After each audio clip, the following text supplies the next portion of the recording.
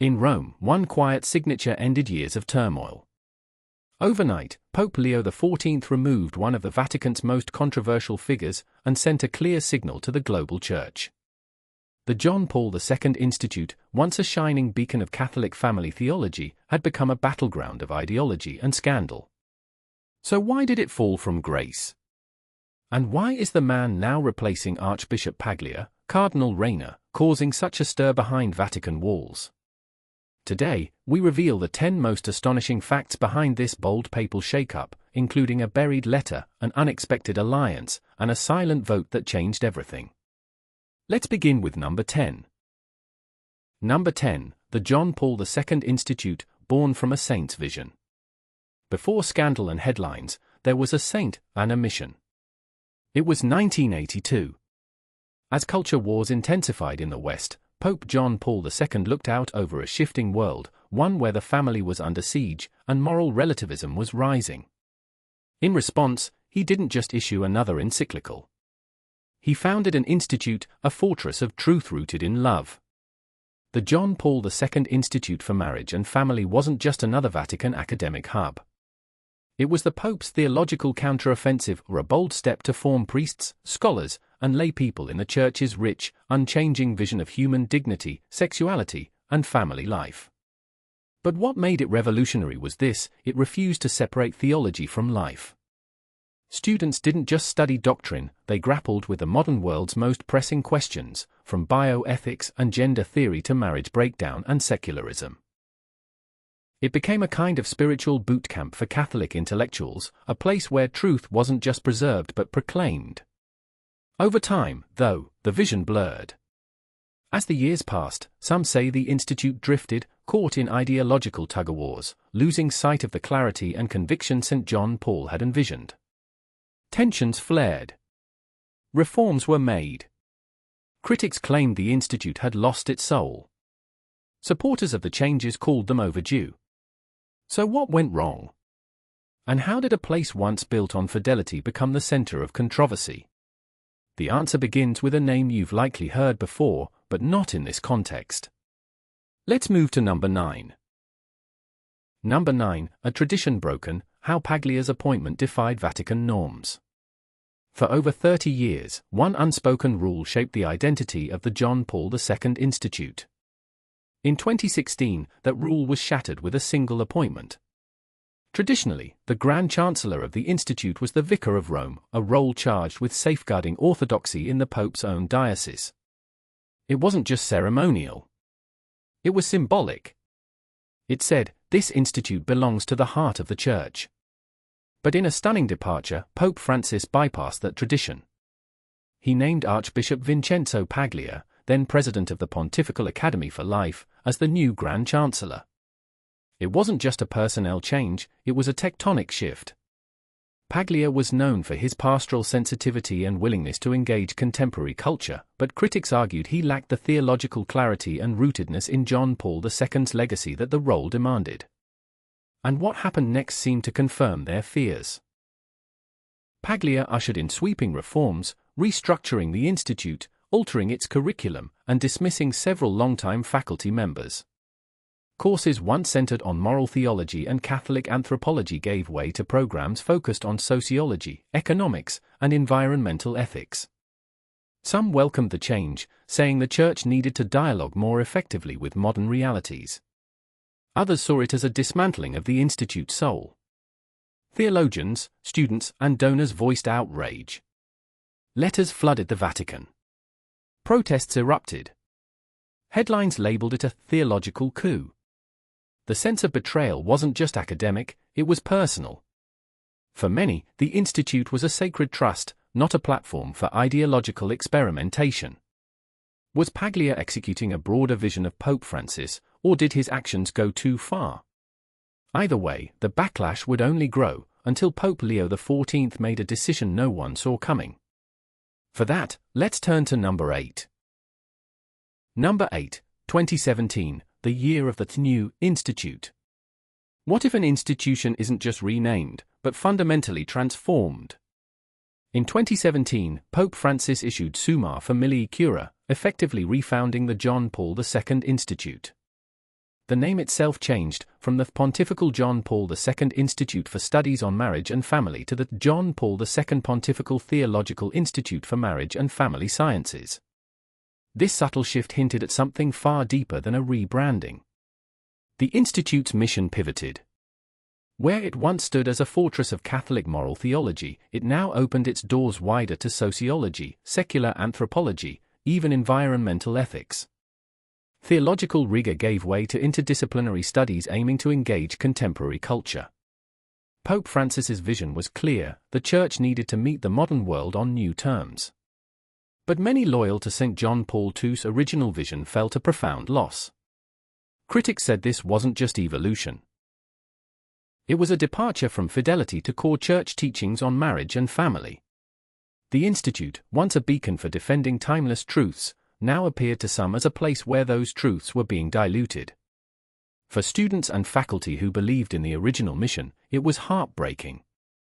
For donors and theologians, it sparked outrage. Letters poured in, debates raged, and the Institute's future suddenly felt uncertain. What came next was even more dramatic and would test the Church's commitment to tradition versus reform. For the full story, let's move on to number 7. Number 7, the purge, faculty dismissals and doctrinal dissonance. What happens when unwavering truth meets institutional change? Suddenly, many of the John Paul II Institute's most respected, long-serving professors found themselves quietly dismissed. These scholars, deeply rooted in Catholic doctrine, had been the intellectual heart of the Institute, guardians of its original mission to uphold the Church's teachings on marriage and family. Why the sudden upheaval? Critics described it as a hostile takeover, a sweeping effort to silence voices that resisted the new direction under Archbishop Vincenzo Paglia's leadership. Some faculty members who remained whispered about doctrinal drift, concerned that the Institute was losing its theological compass.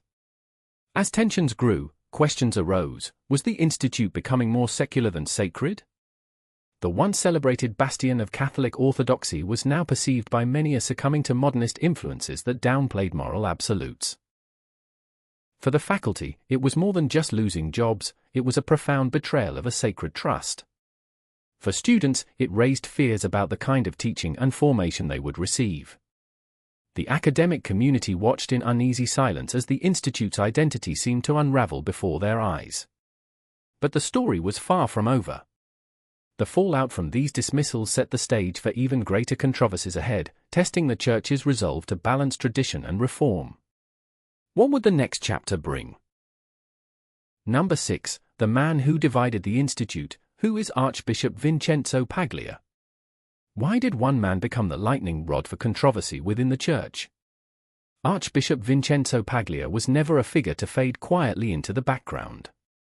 Known for his outspoken views on some of the Church's most sensitive topics, bioethics, euthanasia, and especially gender ideology, he often found himself at odds with traditional Catholic teachings. His public support for Pope Francis's Amoris Laetitia added fuel to the fire, as many feared this signaled a shift away from established doctrine. For some, Paglia was a visionary pushing the Church toward a more compassionate and inclusive future. To others, he was a divisive figure who threatened to unravel the theological foundations carefully laid by Pope John Paul II.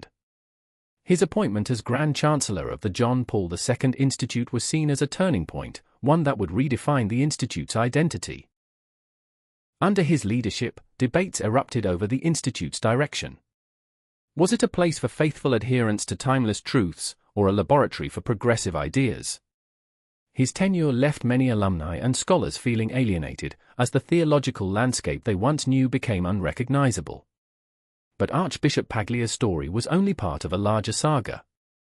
How would the Institute, and the Church, navigate this growing divide? The next developments promise to be just as dramatic. Number 5, enter Cardinal Reina, the Pope's trusted vicar. Who is the man tasked with restoring order to a fractured institute? Cardinal Reina, just 54 years old, is far from an unknown figure within the Church's inner circles. As Vicar General of Rome and Grand Chancellor of the Pontifical Lateran University, he embodies stability, deep tradition, and unwavering fidelity to Church teaching.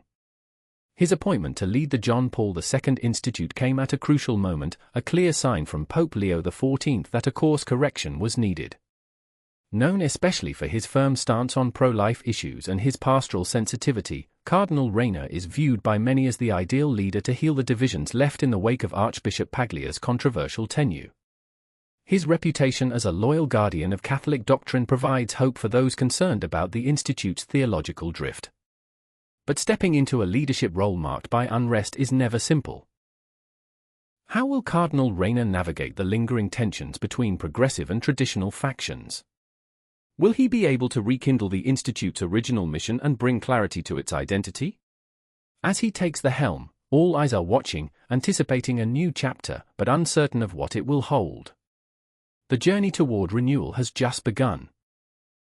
Number 4. A quiet but powerful role, what a Grand Chancellor actually does. The Grand Chancellor's title might sound ceremonial, but his role is anything but symbolic. Far beyond just a figurehead, the Grand Chancellor holds the compass guiding the Institute's path.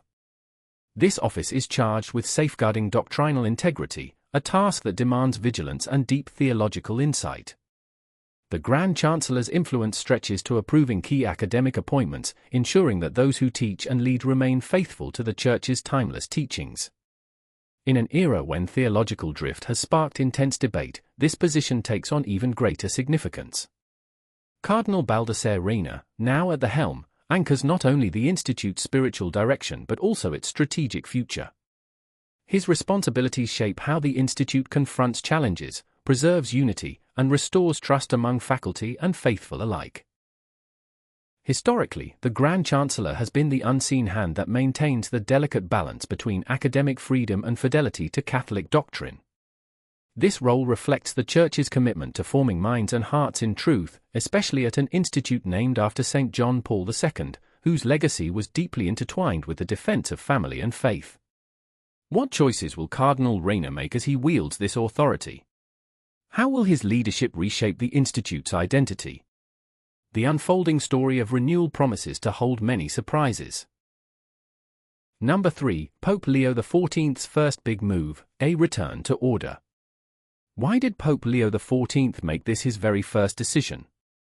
This wasn't just a routine personnel change, it was a deliberate and powerful statement.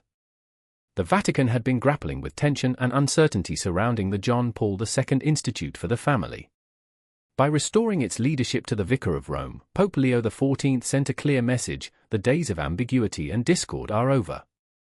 For decades, tradition linked the Institute's Grand Chancellorship with the office of the Vicar of Rome, a role embodying the Pope's pastoral authority over the city. This connection symbolized both stability and fidelity to authentic Church teaching.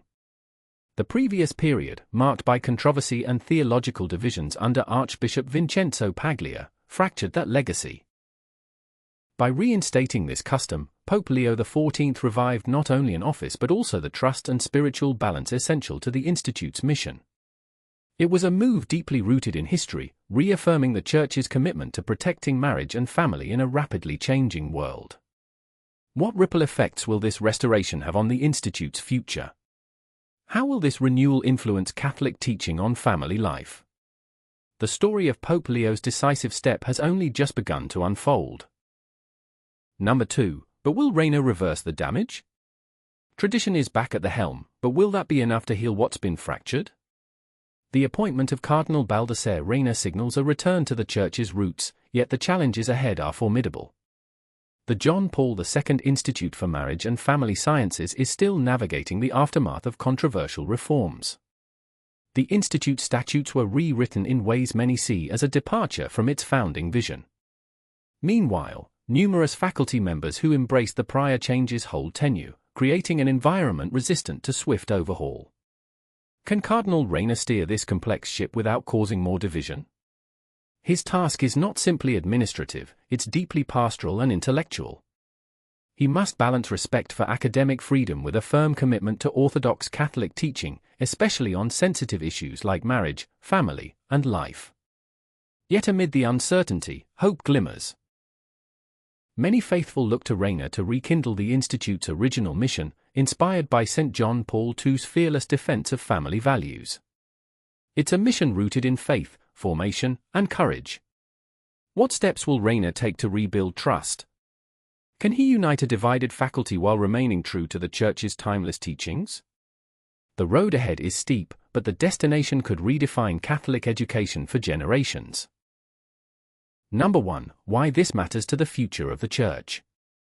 This moment goes far beyond titles or positions, it strikes at the heart of truth itself.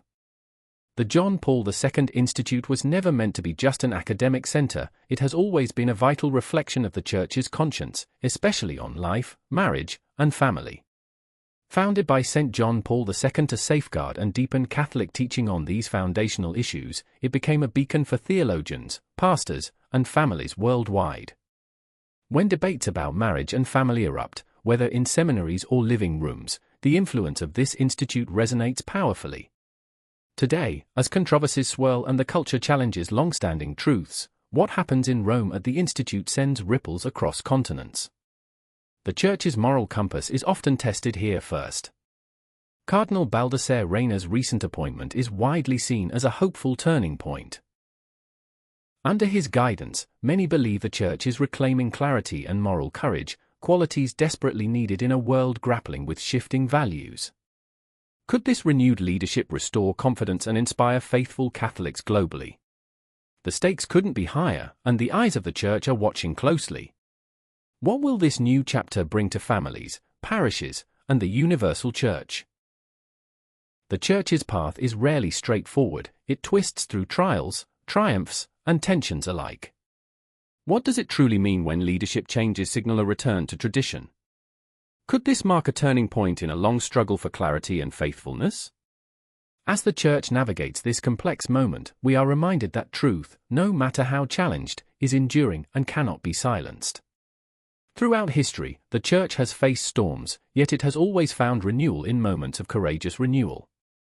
Cardinal Reina's appointment offers a fresh hope, a chance to restore the vision of St. John Paul II, revitalize teaching on marriage and family, and inspire the faithful worldwide. This moment isn't just about institutional shifts, it is about safeguarding the heart of Catholic identity in a rapidly changing world. So, what do you think Cardinal Reina's first move should be?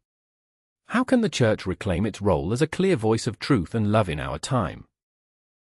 If you believe in restoring the Church's rich tradition, please like this video.